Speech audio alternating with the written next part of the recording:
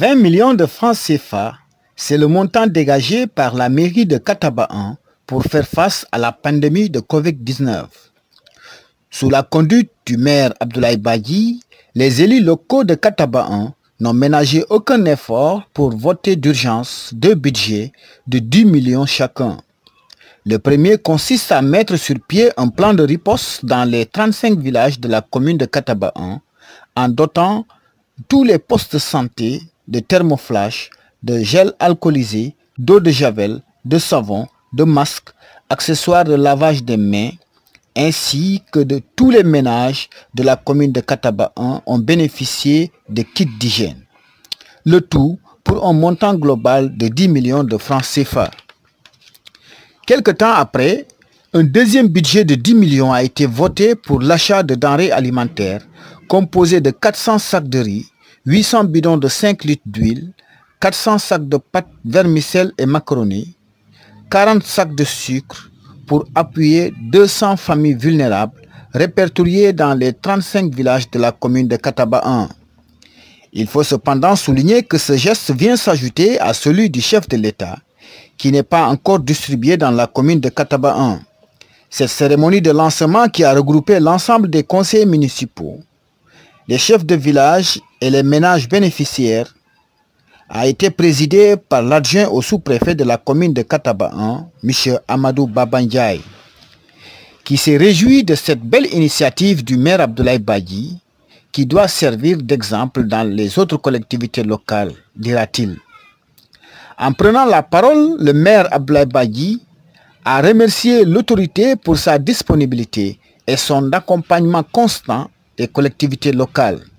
Il a par ailleurs magnifié le sens de responsabilité des élus locaux de Kataba vis-à-vis des populations qui ont traversé une période dure pendant plus de 2 mois de confinement due à la pandémie du coronavirus. Il a cependant incité les populations au respect des mesures barrières édictées par les autorités sanitaires, notamment le port de masques, le lavage des mains, la distanciation sociale, entre autres mesures. Je vous propose de suivre les explications du maire Abdoulaye Badji. Monsieur Abdoulaye Badji, maire de la commune de Katabahan.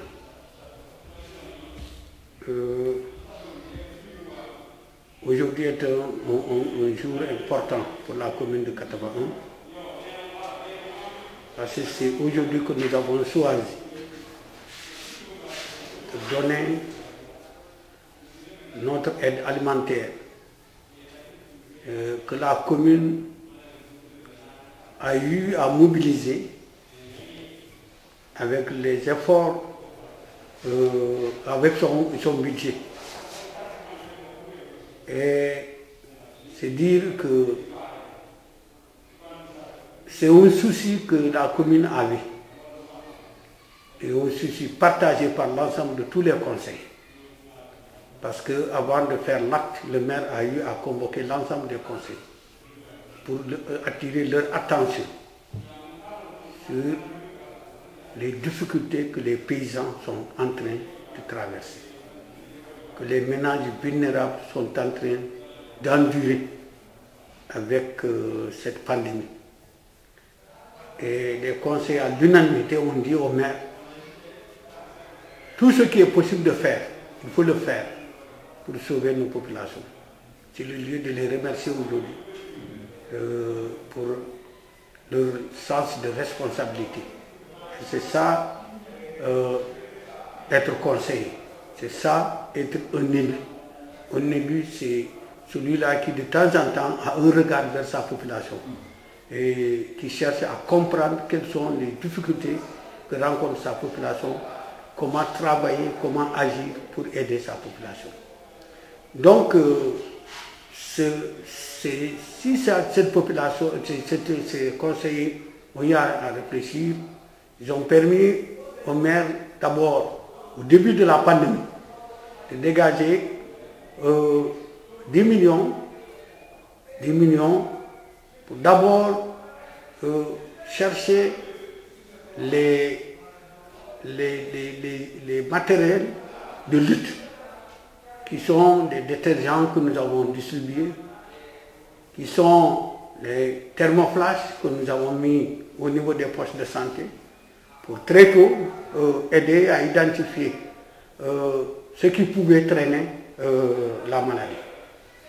Et c'est également des dispositifs de lavoir que nous avons installés le long de d'abord dans un premier temps le long de la frontière. Tous les villages de la frontière ont reçu ce dispositif. Et si je dis tous les villages, c'est dire exactement que tous les ménages des villages ont reçu ce dispositif qui va leur permettre vraiment d'appliquer ces mesures barrières pour aider de lutter contre la pandémie. Ensuite, nous nous sommes rendus dans ces villages pour faire la sensibilisation, avec l'appui de la jeunesse, avec l'appui des chefs de village, avec l'appui des conseillers.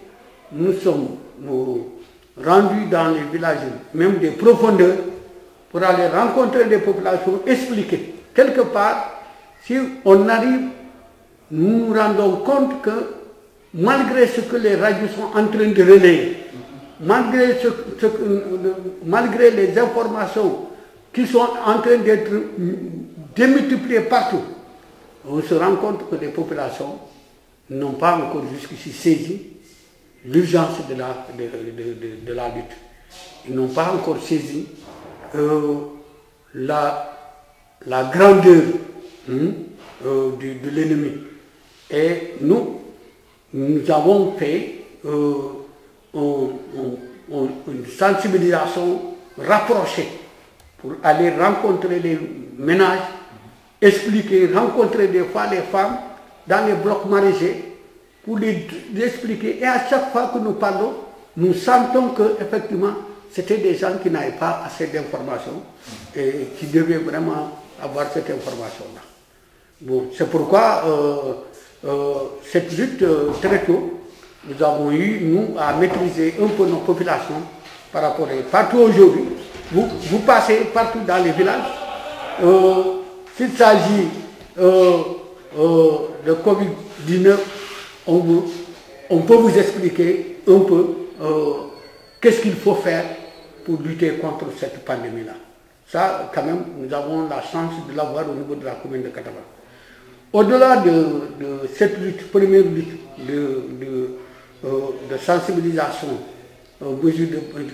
sur les mesures de barrière qu'il fallait systématiser au niveau des ménages, qu'il fallait systématiser au niveau des ménages, nous avons aussi, on avait un souci, parce que nous, notre commune est une commune de 35 villages, mais 35 villages dont 25 sont le long de la frontière avec la Gambie. Et vous savez, quand l'État du Sénégal prend la mesure de fermer les frontières, etc., avec les autres pays, nous sommes d'abord concernés par cette lutte-là d'abord. Nous vivons avec les Gambiens, nous partageons avec les Gambiens, etc. Et quand la lutte est venue, il fallait donner une autre sensibilisation à la frontière. Une sensibilisation, loin de dire de refuser le voisin, mais d'avoir de la prudence, parce que le virus peut venir de l'autre côté, etc. Le virus peut être importé, la maladie peut être importée. Et ça, nous luttons pour que cette maladie ne soit pas importée, etc. Heureusement, le long de la frontière, nous avons trouvé les mêmes engagements du côté de Gambie. Nos frères gambiens avaient les mêmes engagements et aussi eux ils luttaient. Et c'est ça qui a facilité par moment vraiment la sensibilisation que nous avions aujourd'hui. Mais c'est pour vous dire que c'est une frontière assez poreuse, une frontière où il y a trop d'axes d'entrée et de sortie. Trop d'axes d'entrée et de sortie. Donc vous ne pouvez pas imaginer, nous, des fois quand on est en brousse, on voit des gens sortir dans des pistes que nous, comme vous l'avez dit, avec Dimbaya Sénégal, Dimbaya Gambie, c'est des gens qui vivent ensemble, qui font le thé ensemble. Ça, c'est des précautions. C'est pourquoi il fallait composer avec les autorités gambiennes pour avoir la même vision de lutte et permettre vraiment à ces populations-là d'être sauvées. Tant les Gambiens n'aimaient pas que les Sénégalais propagent le virus en Gambie, tant également les Sénégalais devaient avoir la même attitude chez nous, et c'est pourquoi nous avons dit. Il y a des cas comme ça dans la commune de Kataba, depuis Niafran jusqu'à Dombondi, Katag, Mahmouda, Koudoubé, Mahmouda, Touba, Dimbaya, Bourom, en passant par Siliti, vous allez à Tambacounda, Kabeken, Kouram. Tout cela, c'est des villages qui sont le long de la frontière directe avec la Gambie et qui sont des voisins directs, qui se passent beaucoup de choses, même pendant la nuit, ils peuvent même se communiquer beaucoup de choses. C'était donc cette bataille que nous avons menée. Et c'est le premier budget, comme je vous l'ai dit, qui est dégagé de 10 millions, a servi vraiment à tout ça, à cette sensibilisation. Ensuite, est venue la réflexion de l'impact que la COVID a eu à créer sur les populations. Parce que quand l'État a commencé les mesures d'urgence, en mettant le couvre-feu, en mettant le confinement, nous avons senti que ça va arriver à des difficultés pour nos populations. Ça, très tôt, nous l'avons pensé. Parce que des populations qui nous meurent que par des activités diverses pour avoir de quoi subvenir. Si aujourd'hui on leur dit ne bougez pas, si on leur dit ne faites pas de commerce, si on leur dit de fermer toute activité, etc., nous avons imaginé difficilement comment ces populations pouvaient vivre. C'est pourquoi rapidement nous nous sommes retrouvés pour dire, au niveau du conseil, pour dire est-ce qu'il ne faut pas explorer encore des postes du budget qui peuvent nous aider à faire face à une dépense d'aide alimentaire. Nous avons aussi choisi, vraiment, on a décidé de prendre 10 millions pour aussi venir en aide à cette population. Les 10 millions que nous avons décaissés, ce sont les 10 millions qui vont servir à acheter ces pâtes-là, etc. Aujourd'hui, l'ambition, notre ambition première, c'est que, à côté des cibles de l'État et à côté des cibles primaires que nous avons ici, s'il y a des ménages qui restent encore, qui n'ont pas reçu de kits, nous voulons nous engager à payer ces kits-là pour que zéro ménage ne puisse revendiquer une aide quelconque. Donc, nous voulons faire en sorte que c'est tous les ménages de la commune qui seront utiles. Maintenant, quand je dis tous les ménages, il s'agit des ménages vulnérables, des ménages à ceux de pauvreté vraiment constatés.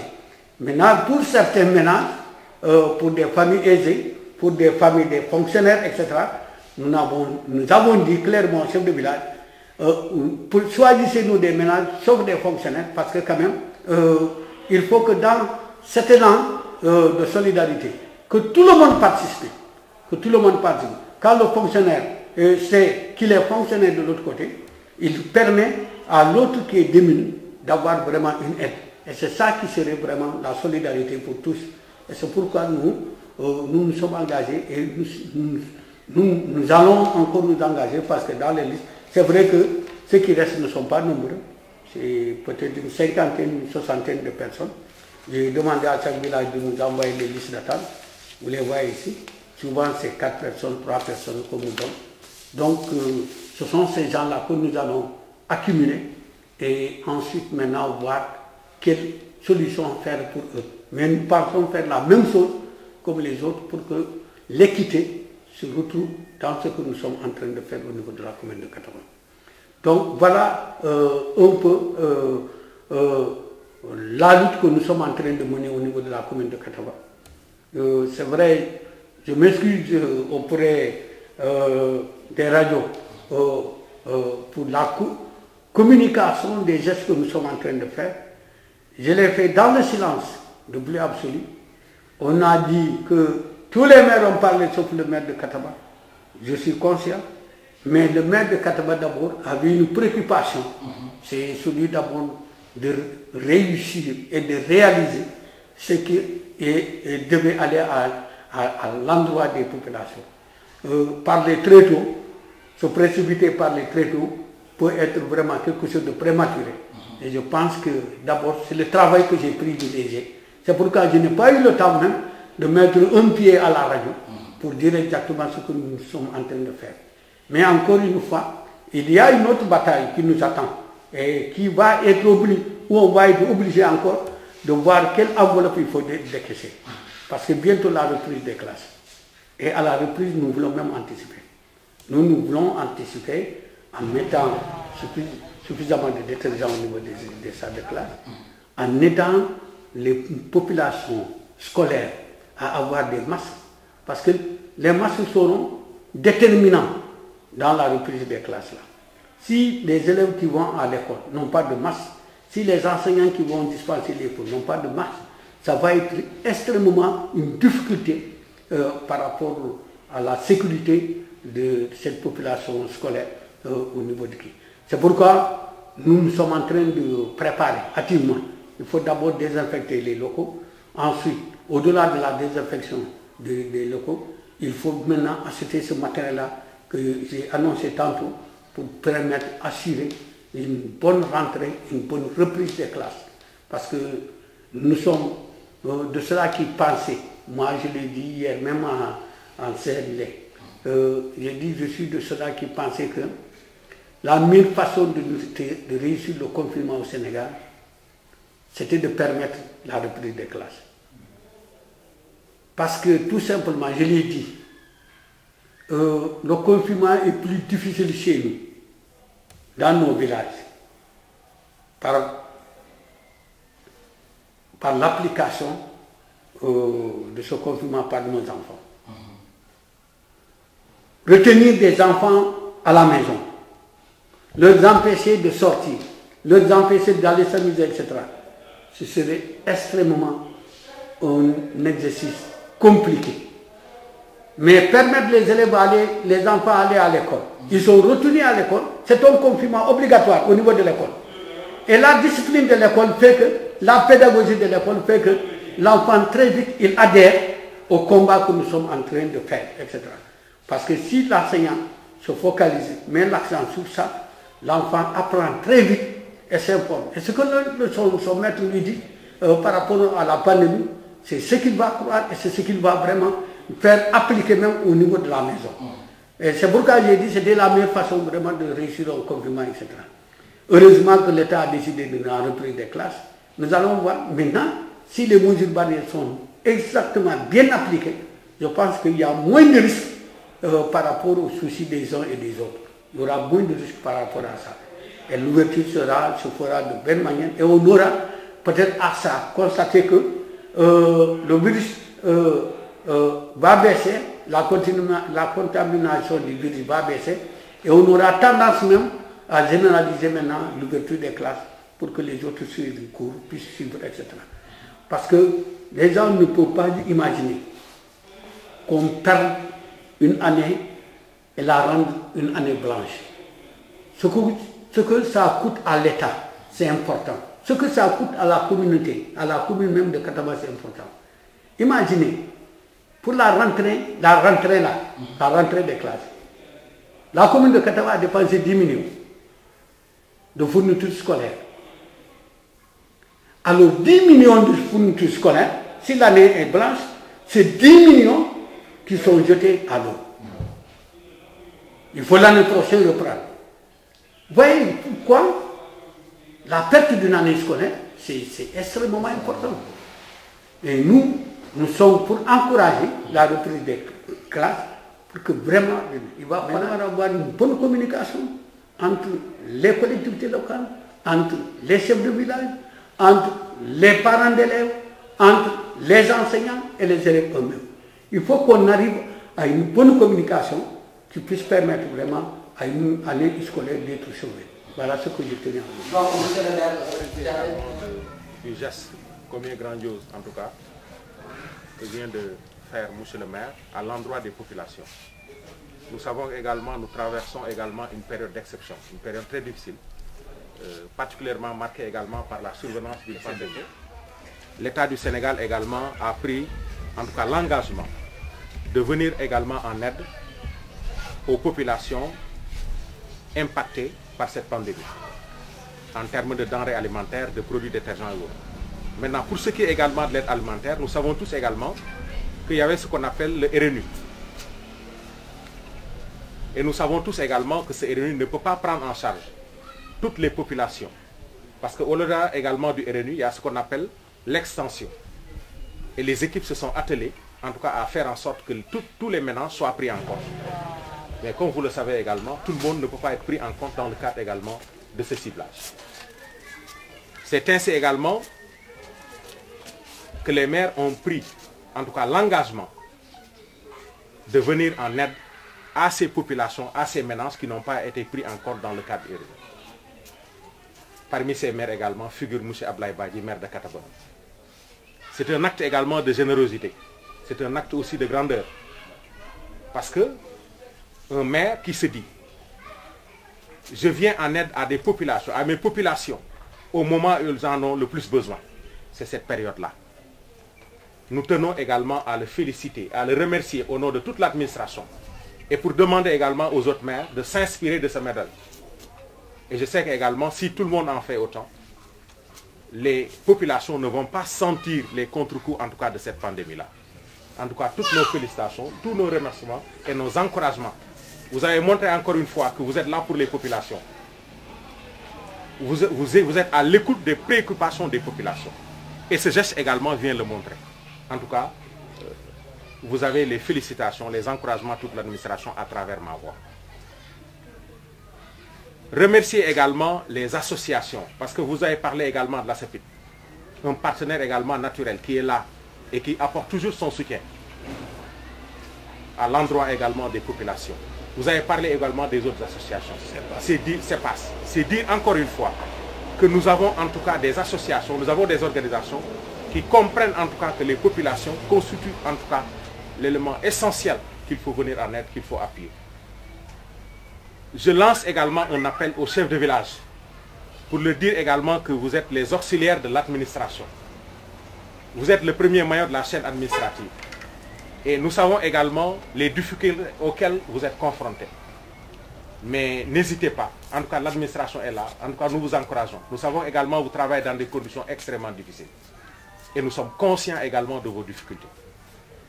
Donc, soyez-en remerciés, soyez-en félicités. Je ne saurais terminer également sans revenir sur les mesures édictées en tout cas par les autorités sanitaires. Les mesures également ont pour nom le port systématique du masque, la distanciation sociale, éviter au maximum, en tout cas, les rassemblements, parce que nous avons pensé également que les rassemblements constituent des sources de propagation du virus. Et je crois qu'également les gens maintenant, c'est devenu un réflexe. Les gens ont compris qu'en tout cas pour goûter hors de notre pays cette pandémie, le virus, il faut également se conformer en tout cas aux mesures barrières édictées par les autorités sanitaires.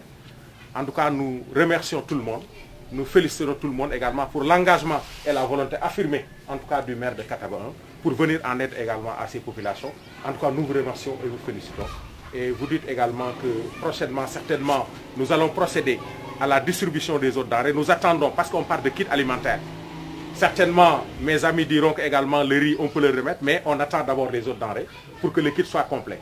C'est-à-dire le savon, le sucre, l'huile, pour qu'on puisse également procéder également à la remise officielle des denrées offertes par l'État dans le cadre également de la lutte, dans le cadre de la Covid-19. En tout cas, je vous remercie beaucoup. Je m'appelle Cheikh Bramandong Kouli, chef de village de Poudala, président du comité de ciblage de la commune de Kataba. Voilà, pouvez-vous nous dire un peu, expliquer un peu l'activité que vous menez ce matin ici à la mairie de Kataba? Oui, depuis la semaine passée, nous étions ici à la mairie de Kataba 1, le conseil municipal avec les chefs de village, pour voir le soutien que la mairie aussi a fait pour sa population. C'est ainsi que, comme venait de dire monsieur le maire, ils ont déployé au moins 400 sacs de riz, 800 bidons de 5 litres d'huile, 400 sachets de pâtes, vermicelles et autres, et ensuite 40 sacs de sucre. Donc c'est pour appuyer au moins 200 ménages au niveau de la commune de Kataba. Ouais. C'est ainsi que le comité était réuni la fois dernière ici pour essayer de déterminer le quota par village. C'est ainsi que nous avions réparti les 200 ménages au niveau des 35 villages de la commune de Kataba. Aujourd'hui, vous procédez au lancement. Donc aujourd'hui, on procède au lancement officiel de vivres de l'aide alimentaire de la commune. Assalamu alaikum. Bari misalmol Mbedian Kataba ane le chérif municipal et conseil municipal de Kataba du village de Darou Khayri. Mbedian ni monsieur le maire Green Somanda sous-préfet en Tarajan de Kanam Makoy mairie sembo amu kere pour ka banko mol Makoy ni koliambe keri no kolia keta place sasa la carola long e sasa be mol nyino la pour que e barko bo yo fulanya wolon konko fana be mol nyino la ka mol barko bo to mero la ma pero pour kana mol Makoy na sie sokono mune ba sa nga sawar ka sim faye comme man sa afanya wani docteur ya afanya ko momo e sila sokono e kana fu mul be do ko la do ko manta nyama soto be doyani donc ni mu Makoy pour mun sa ke sawarande ka si pour mun sa mo se tanka ni sa sala e kam ya coronavirus 19 par exemple yo woto be ba fala mairie e numbara ba fala sous-préfet fana numbara e to muri Makoy anin nan ka funya mal do kulal comme ONG asafina ka funya mal